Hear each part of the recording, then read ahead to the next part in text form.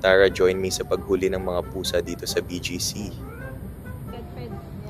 Today we're doing TNVR or Trap, Neuter, Vaccinate, and Return. Huwag po kayo magugulat kapag may nakita kayong nanghuhuli ng pusa.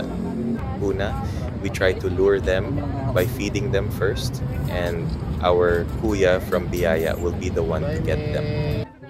Etong si Dil, sobrang amo, dinampot lang talaga siya. We also have other cats na super tago, so eto siya nasa bushes.